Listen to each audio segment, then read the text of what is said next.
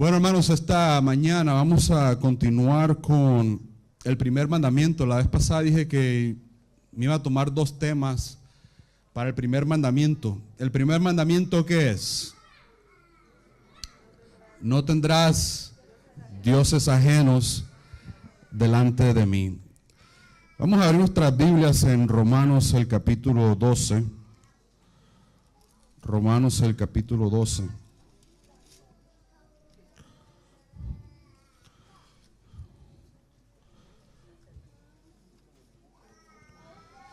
Y vamos a orar. Oremos. Querido Padre Celestial, en esta mañana estamos agradecidos por Jesucristo, nuestro Redentor. Señor, que la gracia de Cristo siempre dirija nuestro vivir. Señor, te pedimos que en esta mañana tú uses tu santa palabra, que fue inspirada por tu Santo Espíritu. Que tu Santo Espíritu nos enseñe y vivifique nuestras vidas para honra y gloria tuya. Te lo pedimos en el nombre de Jesús. Amén. Romanos 12, el versículo 1 dice: así que, hermanos, os ruego por las misericordias de Dios. Aquí está Pablo hablándonos y nos está rogando, suplicando que por la misericordia de Dios, por lo bueno que es Dios, presentéis vuestros cuerpos en sacrificio vivo, santo, agradable a Dios, que es vuestro culto racional. La vez pasada estudiamos que el Dios más peligroso, ¿cuál era? El yo. Pero en el versículo 2 vamos a ver un Dios imperceptible. Y terminaremos con el primer mandamiento. Un Dios, fíjense cómo lo describe Pablo: no os conforméis a este siglo. Otras traducciones dicen a este mundo, a esta cultura. ¿Y por qué es un Dios imperceptible? Bueno, la palabra imperceptible quiere decir que es difícil de detectar, de distinguir por la mente o por los sentidos. En otras palabras, es como que somos transformados sin saberlo, sin pensar, sin ver. Es algo invisible.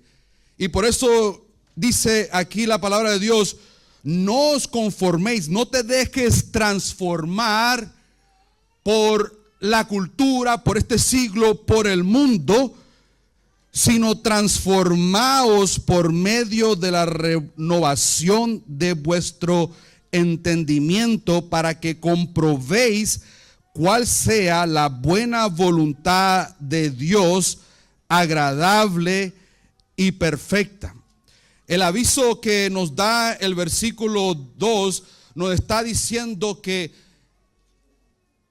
sin quererlo, sin muchas veces decidir, el mundo va a tratar y nos va a transformar, nos va a moldear a su voluntad. Y la única manera que nosotros podemos resistir esa transformación en el mundo en que estamos viviendo es por medio de nuestro entendimiento. ¿Y entendimiento de qué? El versículo dice, el 2 nos dice que comprobéis, que nosotros podamos comprobar cuál es la voluntad de Dios. Y cómo nosotros podemos comprobar la voluntad de Dios para cada uno de nosotros, aquí en su palabra. Entonces, la única manera que no vamos a ser moldeados a este siglo es por entendimiento de la voluntad de Dios en su palabra, agradable y perfecta. Y los 10 mandamientos es el resumen de toda la Biblia. Por eso estamos estudiando los 10 mandamientos, porque si queremos resumir toda la Biblia, pues está resumida en los 10 mandamientos, y así es la mente hebrea. No hace mucha distinción entre la Biblia y los 10 mandamientos, al menos que ellos te digan, el judío te diga la distinción, porque los 10 mandamientos es el resumen de toda la Biblia. Lo cual el Señor dice esto es lo que está diciendo la palabra de Dios, que la única manera que no vamos a ser conformados a este siglo, a esta cultura, a este mundo, es por medio de que no solamente leamos la Biblia, sino que la entendamos, para que el Señor pueda transformarnos a su semejanza. Muchos se van a perder porque no han entendido la voluntad para sí mismos. Muchos. No importa de qué religión, de qué denominación tú puedas ser.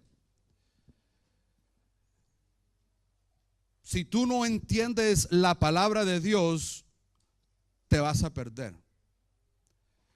Hay muchos que cuando empiezan a entender la palabra de Dios, no toman ese paso de entregarse totalmente a Dios, no toman ese paso de bautizarse, porque dicen, mi familia me enseñó así, y yo no puedo ir en contra de mi familia, yo no puedo ir en contra de cómo yo fui criado.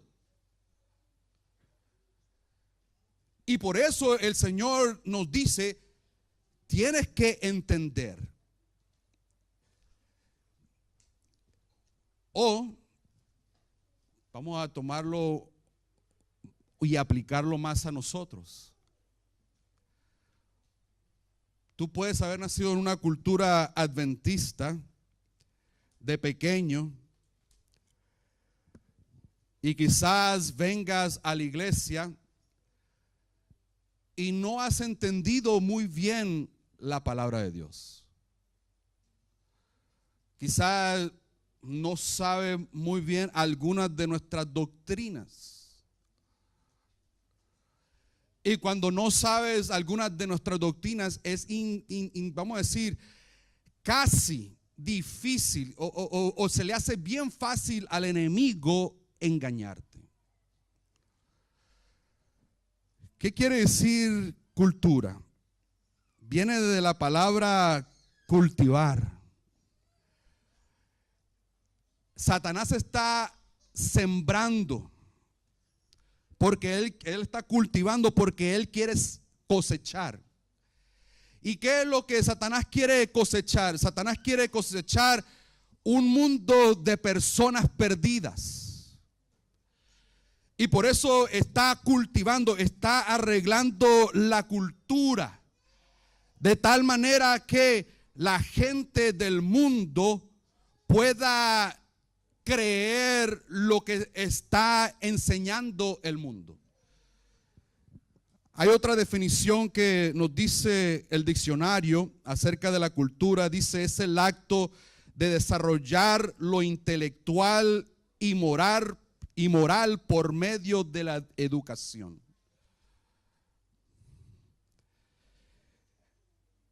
Él es entrenamiento, él es el entrenamiento y la programación por medio de las artes, de la música, la comunicación, las ciencias, las creencias, las formas sociales, las actitudes, los valores, las prácticas, los comportamientos. Todo eso tiene que ver con cultura. Y Satanás quiere cosechar, pero está cultivando, está formando una cultura con sus creencias, con una rebelión en contra de Dios. Y lo hace por medio de la música, las comunicaciones, los medios de televisión. Por eso se llaman programación, porque están programando a la gente a lo que Satanás quiere que ellos crean. y está transformando la moralidad del mundo. De tal manera que no solamente aquí en Estados Unidos, sino casi en todo el mundo se están cambiando las leyes que es en contra de la naturaleza, como dice Romanos 1. Hombres con hombres, mujeres con mujeres. Y los programas, la educación que está formando Satanás, está enseñándolo y educando a la gente con un espiritismo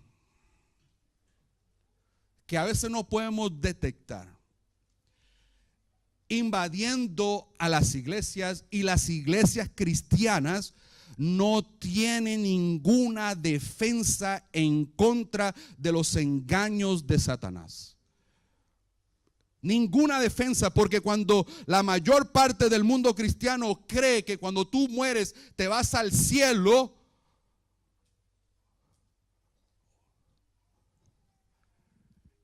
abre una puerta a Satanás, como hay varios programas en la televisión que resucita a la gente y va y te visita. ¿Y qué está haciendo Satanás? Programando tu mente para que cuando suceda tú lo creas. Programando el mundo para su engaño final. Muchos de ustedes, algunos me mandaron algunos links acerca de esta película de Noé.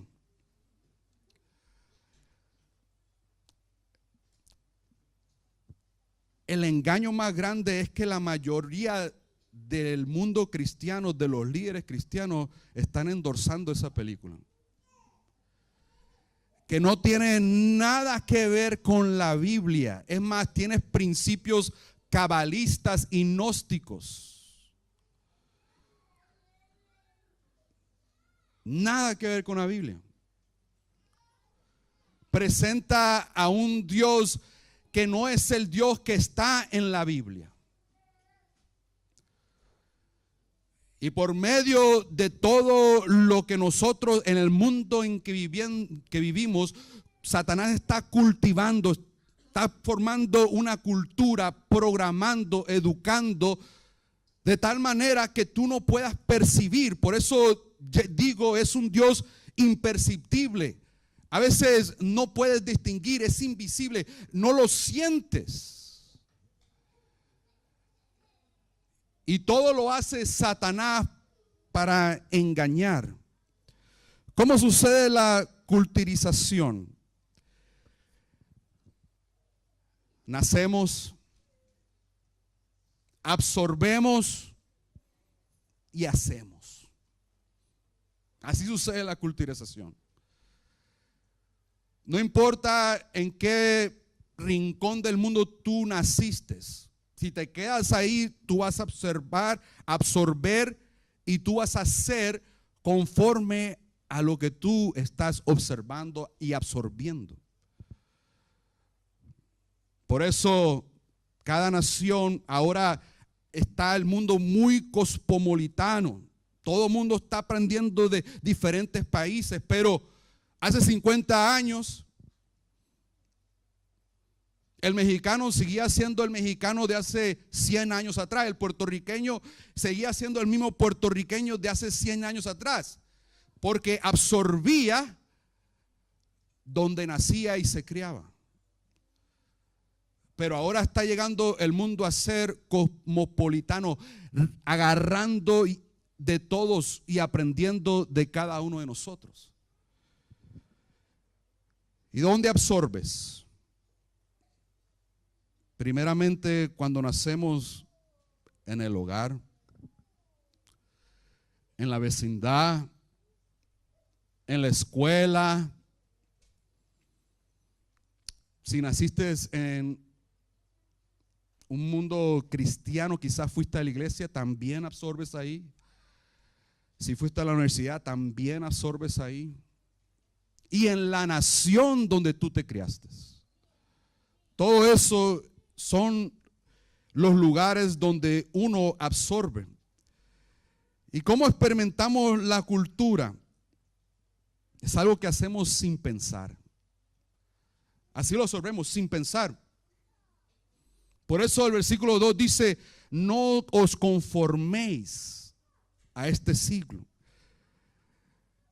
Somos absorbidos por la cultura sin pensar, perteneciendo a un grupo, sin poder evitarlo, sin esfuerzo, constantemente. Y hay cosas buenas de la cultura, hay cosas buenas y cosas malas del mundo. El Señor Jesucristo lo dijo en San Juan. Lo dice en San Juan 17:15, no ruego que los quites del mundo, sino que los guardes del mal. Hay cosas malas en las culturas que el Señor Jesucristo está orando por nosotros para que no seamos corrompidos por esa cultura que va a matar nuestra espiritualidad. Hay cosas malas. No nos manda la Biblia a que seamos como los Amish, como los menonitas, que viven en un siglo pasado. Debemos de sacar lo bueno de la cultura. Pero fíjate que aún las cosas buenas, aún las cosas que no son necesariamente malas, aún las cosas que no tienen en sí ningún pecado en la cultura, algunas cosas buenas tienen el riesgo que lleguen a ser muy importantes para cada uno de nosotros. Muy importantes, que nos mantengan alejados de Cristo. De tal manera que cualquier cosa que nos quite ese lugar que se merece Cristo puede convertirse en un Dios. Te voy a hacer 4 preguntas. ¿En qué te sacrificas?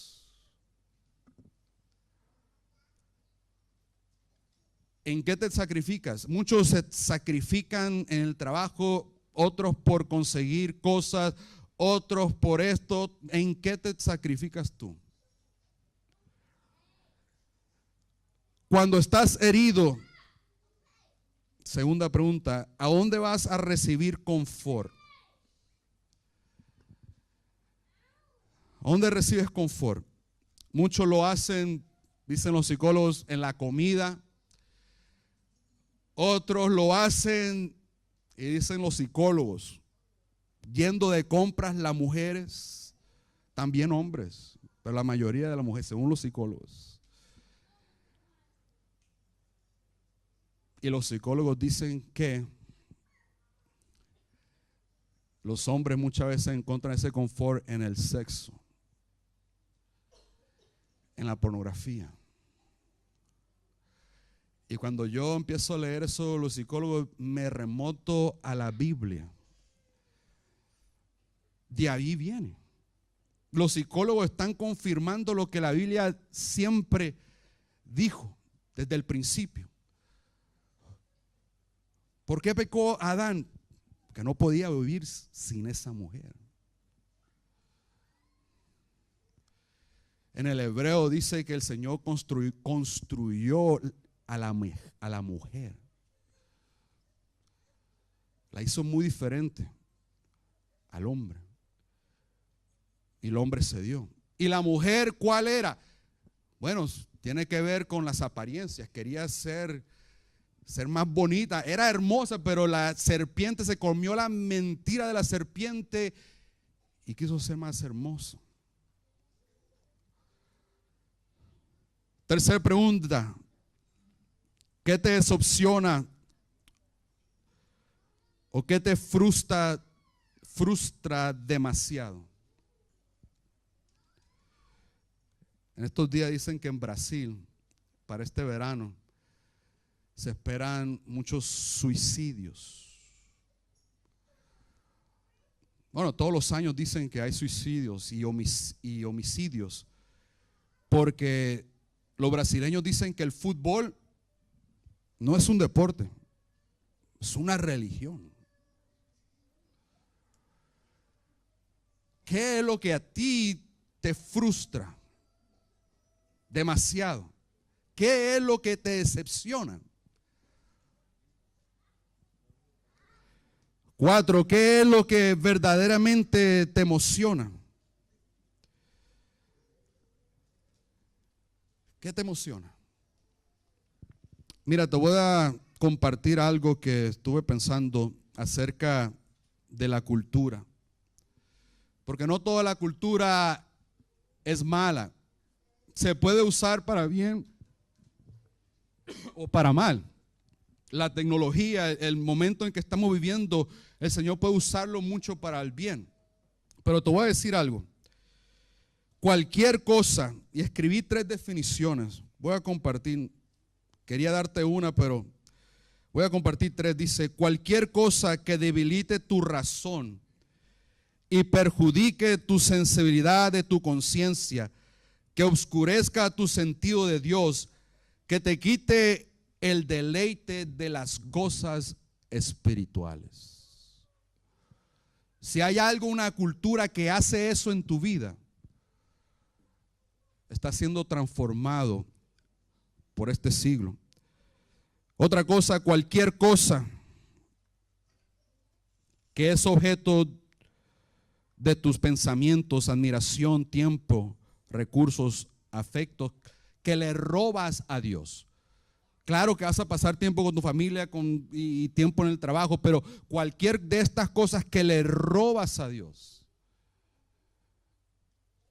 está siendo transformado por este siglo. Cualquier cosa que incrementa la fuerza y autoridad de la carne sobre lo espiritual, sobre la naturaleza carnal. La cultura es imperceptible, pero quiero enfocarme en nuestra cultura, hermanos, en la cultura adventista, porque quizás muchos de ustedes nacieron en el evangelio, absorbieron en el hogar, absorbieron en iglesia, pero sin embargo, tú puedes venir a la iglesia todos los sábados y no leer la Biblia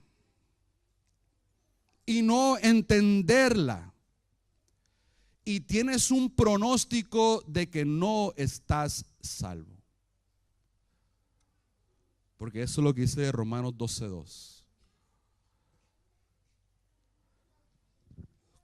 ¿Cuáles son algunas características que yo he visto en el adventismo cultural? Te voy a dar 3. Es externo y formalista.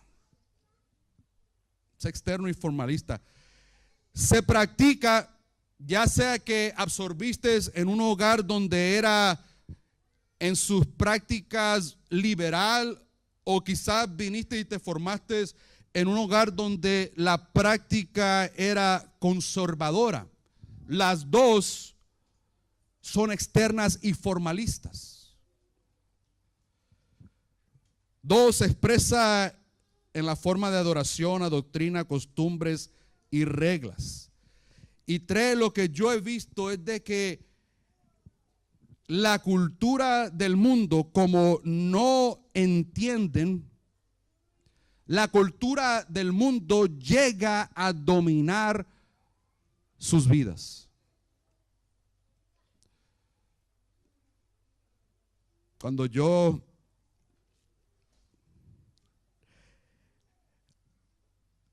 me entregué por completo al Señor, podemos decir que regresé a la iglesia. Por eso estoy hablando de la cultura adventista, porque cuando uno crece en la cultura adventista, uno piensa que uno está muy seguro. Uno piensa que porque tiene la verdad, uno está safe, está salvo. Pero no solamente debemos de cuidarnos de la cultura del mundo, sino también de la cultura adventista, porque hay la mayoría de los adventistas que crecen en iglesia y van a la escuela sabática, nunca por sí mismos han leído y entendido por sí mismos la palabra de Dios. Hasta que yo entendí la palabra de Dios, me puse a hacer preguntas cuando me encontraba en el dormitorio estudiando para teología, que por qué estos adventistas que yo venía del mundo se estaban comportando como yo cuando estaba en el mundo.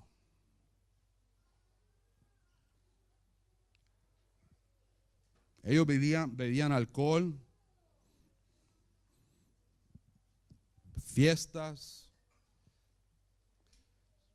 lo que sea, lo mismo del mundo. Y yo podría decir que nunca se salieron de la iglesia. Es más, ahí estaban todos los sábados y el sábado en la noche estaban allá en el club.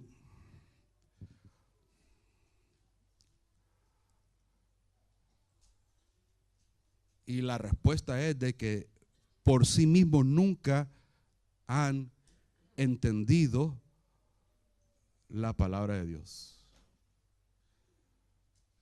No la han entendido. El desafío que nos dice Romanos el capítulo 12, versículo 2, es de que el desafío es que nuestros hijos no solamente vengan a la iglesia. El desafío para cada uno de nosotros no es que solamente tú vengas a la iglesia, sino que tú tomes tiempo de estudiar la palabra de Dios y entenderla. Y entenderla.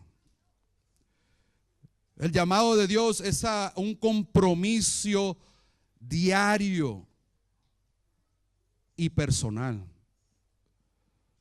con Él. ¿Cómo experimentamos el adventismo espiritual? El adventismo cultural no te va a salvar. El adventismo espiritual, ese sí te va a salvar. ¿Cómo lo experimentamos? Cuando tú empieces a leer la palabra de Dios. Cuando tú empieces a pensar en la palabra de Dios, meditar en la palabra de Dios, empieces a entender la palabra de Dios. Porque hay muchos adventistas que al ver cómo Satanás está moldeando al mundo y ven esas programaciones, esas enseñanzas del mundo, empiezan a ver las cosas al mismo nivel. ¿Y por qué? Porque no han entendido la palabra. Empiezan a ver el homosexualismo al mismo nivel que el mundo. Empiezan a ver la práctica, muchas gracias, la práctica del mundo al mismo nivel. Porque no han entendido la palabra de Dios. Si no lees, si no entiendes, estás perdido. Te lo digo. Y no te lo digo yo, sino te lo dice la palabra de Dios. Si no lees la palabra de Dios, estás y no la entiendes, estás perdido. No importa que vengas a la iglesia. Porque ¿cómo somos salvos? A ver, dígame, ¿cómo somos salvos? Por la fe. Por la gracia de Dios. Pero la fe viene ¿por qué? Por el oír de la palabra de Dios. El Señor Jesucristo dijo: escudriñar las escrituras, porque en ellas está la vida eterna. Ellas son las que dan testimonio de mí. Somos salvos por fe. Y a veces no entendemos qué significa eso. ¿Qué significa? Nomás necesito creer. No, fe es una relación. La fe viene por el oír la palabra de Dios. Si no estás tomando tiempo con la palabra, no estás recibiendo la fe, por lo cual es un pronóstico de no salvación.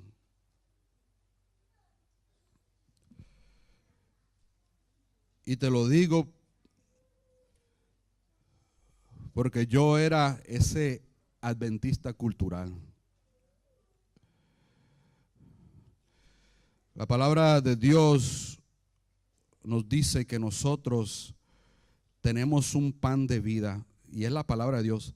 Fíjate, vamos a San Juan, el capítulo 6, porque San Juan, el capítulo 6, el Señor Jesucristo en ese capítulo, en todo ese capítulo, dejó muy claro qué es el pan de vida.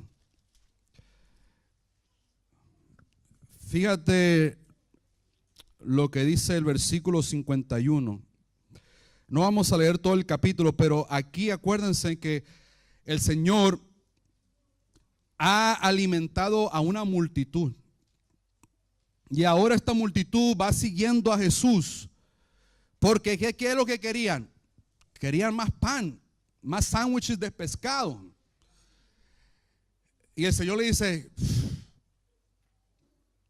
trabajar no por la comida que perece, sino que para el pan que para vida eterna permanece. Y fíjate, ese es el contexto. En el versículo 51 dice el Señor Jesucristo: yo soy el pan vivo que descendió del cielo. Si alguno comiere de este pan, vivirá para siempre. Y el pan que yo daré es mi carne, la cual yo daré por la vida del mundo.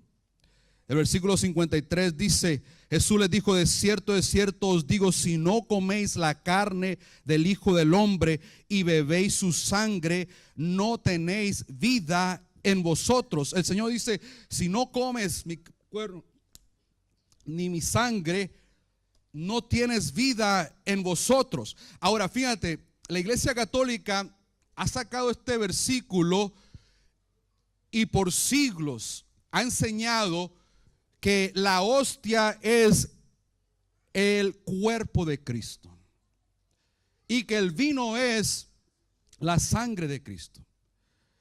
Que el sacerdote tiene, el padre tiene el poder cuando hace el ritual en latín, tiene el poder de cambiar ese pedacito de pan en el mismo cuerpo de Cristo.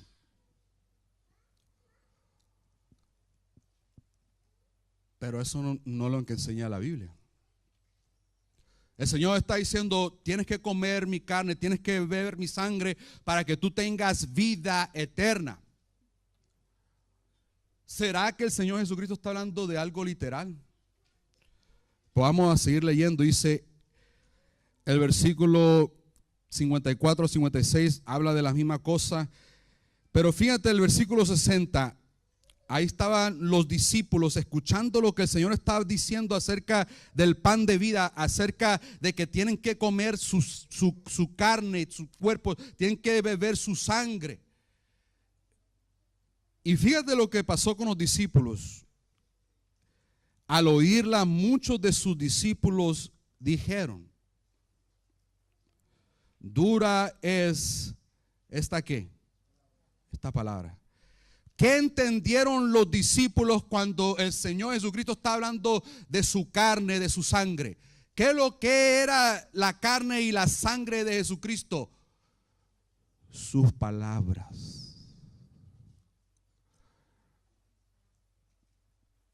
Y por eso dijeron: dura es esta palabra. Él les había dicho: yo soy el pan de vida. Pero ellos no quisieron aceptar. Fíjate el versículo 63.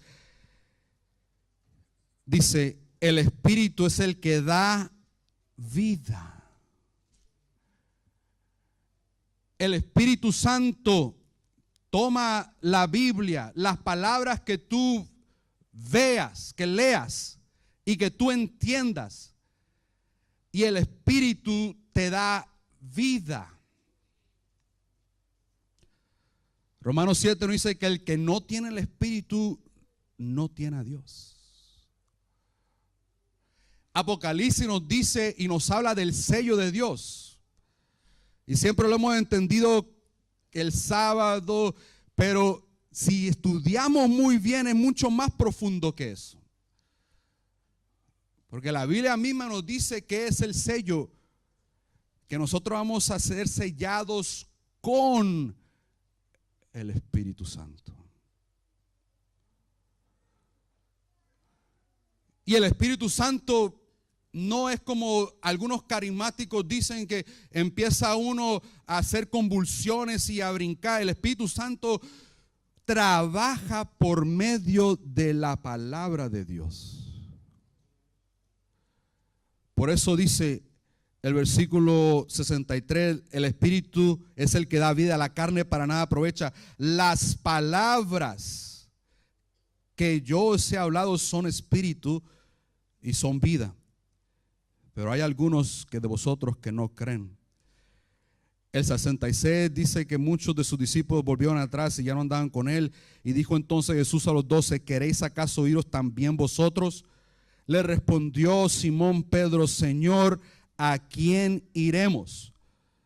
¿Qué entendió Pedro que era el cuerpo? Comer la carne, beber la sangre de Cristo. Literalmente el cuerpo. Fíjate cómo entendió Pedro. Tú tienes palabras de vida eterna.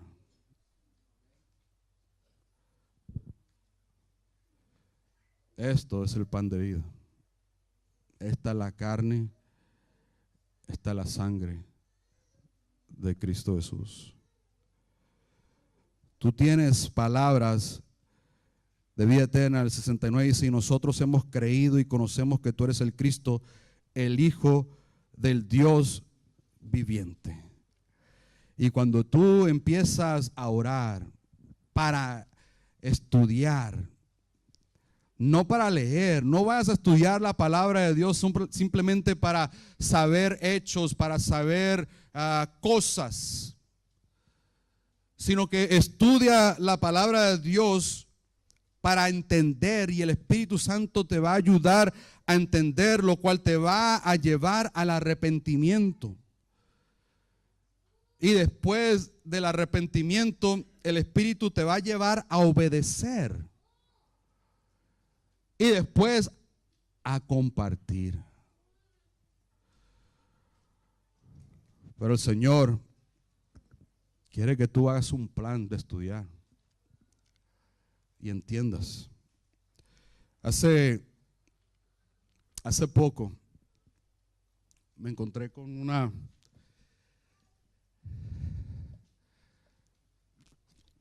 joven que estaba llorando, angustiada, deprimida, preocupada por la situación en que se encontraba. ¿Cuál era la situación? Se lamentaba de que no le hizo caso a sus padres acerca del novio que tenía. Ella decía que cuando iba el novio a visitarla a la casa, llegaba borracho. Y los padres le decían: tienes que cortar a ese hombre. No te conviene. Imagínate, ni respeta. Viene a visitarte borracho.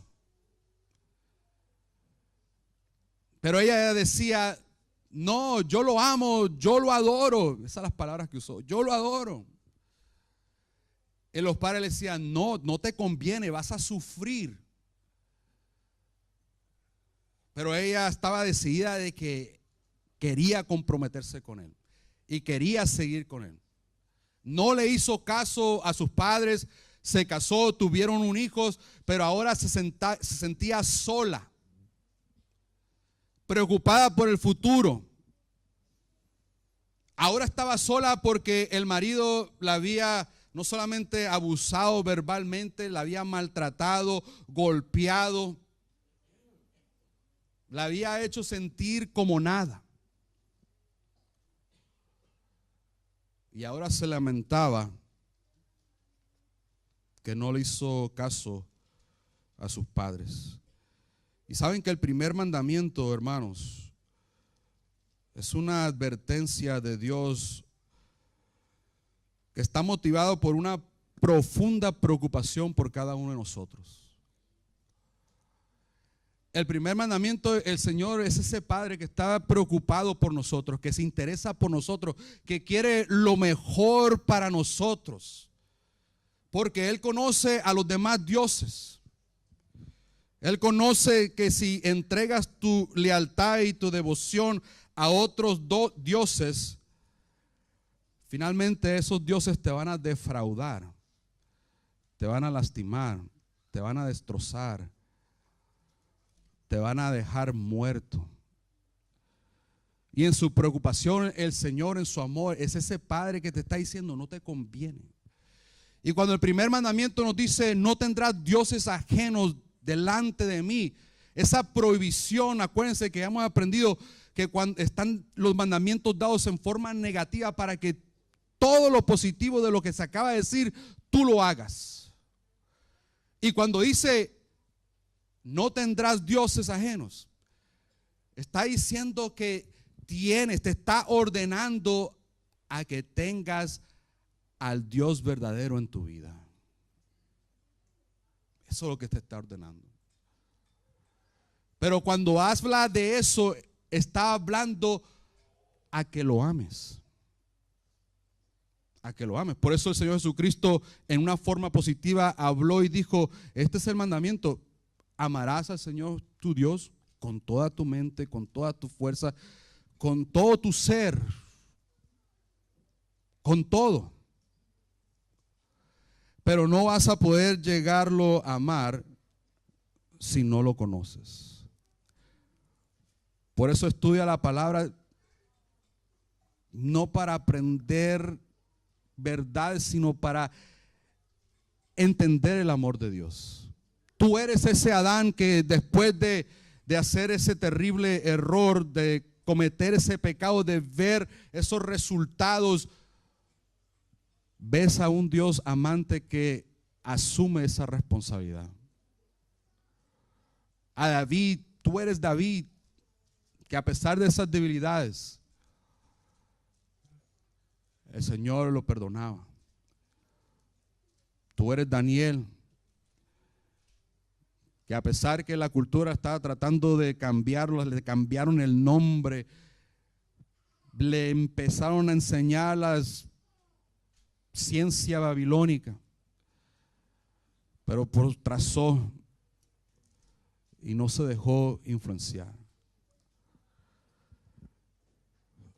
Tienes que conocerlo. Fíjate, cuando el Señor venga, muchos le van a decir: Señor, no hicimos esto, no echamos demonios, no hicimos esto en tu nombre. Y el Señor le va a responder que no te conozco. No te conozco.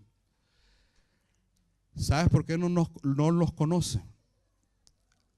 Porque cuando yo desobedezco al Señor, la Biblia lo dice, el Señor aparta su rostro de mí. La Biblia lo dice, que nuestros pecados nos han alejado de Dios. ¿Y por qué no nos conoce? Porque no le hemos obedecido. Y no le hemos obedecido porque no hemos entendido. Cuando entendamos y nos enamoremos de Cristo, esa obediencia va a ser genuina. Cualquier otra cosa, cualquier obediencia que no proceda del amor, no es obediencia. Por eso en esta mañana contempla el amor de Cristo en la cruz. Vamos a pasar al rito de humildad.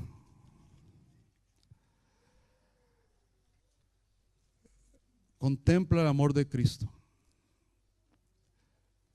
Pero acuérdate que siempre el Señor El llamado que te hace es que diariamente y personalmente tú comas y bebas su cuerpo y su sangre, que son sus ¿qué?